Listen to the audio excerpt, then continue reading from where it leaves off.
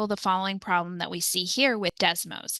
Please note the disclaimer that you see here in green that is in the box that's on the upper left. Before getting started, I want you to take a moment and read the question that you see, which is a multiple choice question. You can find that problem here. Take a moment and read that question, pause the video and unpause once completed so we can walk through the problem together. Okay, so we're talking about a park. And in this problem, let's talk about what this park really means and what they're trying to tell us in the problem. So they tell us that there is a park, and in this park, there is a walking path with a central fountain. What this basically means is they're telling you in this problem that there's some sort of circle involved, and then there is a center of that circle. So when we go ahead and take a look at this, we're going to draw this out because they don't give us that information. And they let us know that, hey, there is the circular path, which I went ahead and drew out, and a center. So there's a center right there.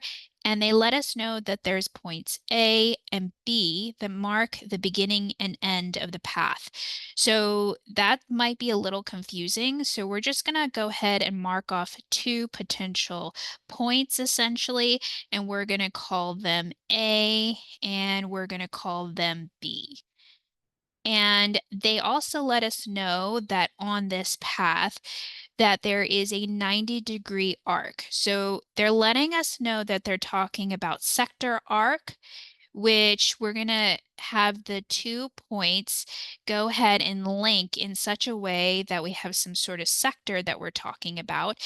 And between A and B, I'm just drawing the little rectangle symbol, which also or square symbol, I should say, that represents 90 degrees. So they have A and B, and they're letting us know that they're talking about some sector arc, and that arc is 90 degrees.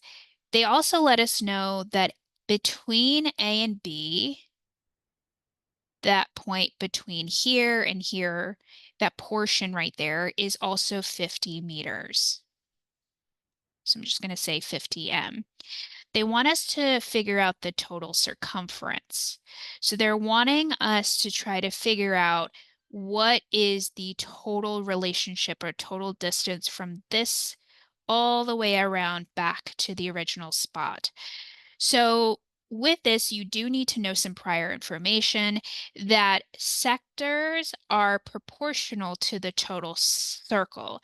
There is a formula that is essentially not given on the exam that you can either hypothetically remember, or you could take a look at previous videos. There is one labeled circles, which talks about sector area and arc length, which are two formulas that you should have prior knowledge to complete this problem or prior understanding. So, because we know that the two portions are proportional, it is noted based on the formula that the smaller degree or the smaller portion is equivalent to the entire circle. So we know that the smaller portion in this question is 90 degrees. We also know that the entire degree of the circle, based on prior knowledge you should have, is 360 degrees. If you don't have this information or you did not know about it because maybe you're prepping for the PSAT or you haven't taken geometry yet, I would suggest reviewing the circle video that is in the set. That if you search for circle in our YouTube section, you'll find it, and it'll go through sector area and arc length and all that jazz and the formulas that you need to know. If not, for now, just know that 90 degrees is what they're trying to tell you is the smaller arc, and the entire circle is 360 degrees. This is proportional to the length of the smaller area versus the bigger area. Now, I don't mean area, I mean bigger length. So smaller distance of a small portion compared to the bigger distance of the bigger portion. Once again, you could also review the circle video to get the exact formula. So the smaller portion is 50 meters. We know that's the distance from point A to point B, just going on the outside, like a crust on a pizza. Now, if we were talking about the whole circle, which is equivalent to the 360 degrees, that's what we're trying to follow or find out. So I'm going to call that M because that's the variable that we're trying to figure out, and that's what our total circumference is.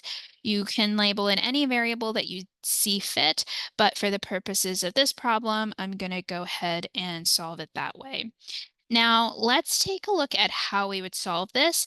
Because this is a proportion, I'm going to go ahead and cross multiply. You can reduce the left-hand side and solve it a little bit simpler, but because I want to utilize Desmos in this scenario, I'm going to go ahead and continue to cross multiply, which basically means that I'm taking the two numbers and crisscrossing them and multiplying them. In other words, I'm saying 90 times M is the same thing or equal to 360 times 50. Okay, because I'm allowed to utilize Desmos, I go ahead and click the little button on the bottom here, which has the keyboard, and I'm going to go ahead and type in 360 times 50. That goes and gives us 1,800. So I'm going to go ahead and say the right-hand side is 1,800 or 18,000, I should say. And that's still equal sign 90 times M. Because I want to get the variable by itself, I'm going to go ahead and divide by 90 on both sides. So when I do that, I get M is equal to, I go back to my calculator and I have my 18,000 here. And I'm going to go ahead and say that 18,000 divided by 90, and it goes and gives us the answer, which is 200. So our M is 200. Now, you can go ahead and say that the answer is B. If I wanted to go ahead and reduce the left-hand side to basically say this is equivalent to 1/4 and then solve, you can do that as well. So what I mean by that is 90 over 360.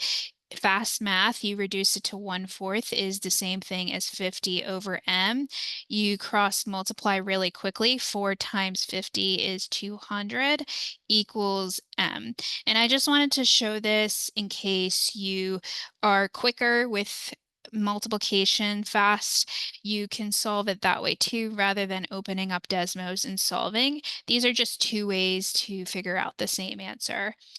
I hope this helps you understand how to use Desmos in solving geometry problems and understanding sector area and arc length. Please note the following problem had several formulas in it which were not or are not on the new digital SAT on the formula sheet. I would suggest reviewing the circle video that has been previously provided. Make sure to hit that subscribe button, like the video, as we hope to produce more content to help you out for your SAT or PSAT assistance. Hey, Geeking Out on STEM family, guess what? We want you to hit that subscribe button. Why? Because we'll be producing more content just like this for the AP Biology exam and the new digital SAT exam. By subscribing, you'll be getting exclusive, up-to-date tips, tricks, and secrets for both exams. Also, if you're a parent, a teacher, a homeschool instructor, or a student, you might be looking for affordable and exclusive digital products to help improve multiple choice questions, free response questions, or question bank questions related to both the digital SAT or AP Biology exam. We have them here. Make sure to check out our Linktree in our bio for curated resources that you won't find anywhere else. These unique resources are designed to help you raise your score. By hitting the subscribe button, the more subscribers we get, by the way, the more videos we can make. So make sure to join our family to ensure that you get a perfect score for both exams. We can't wait to help you succeed.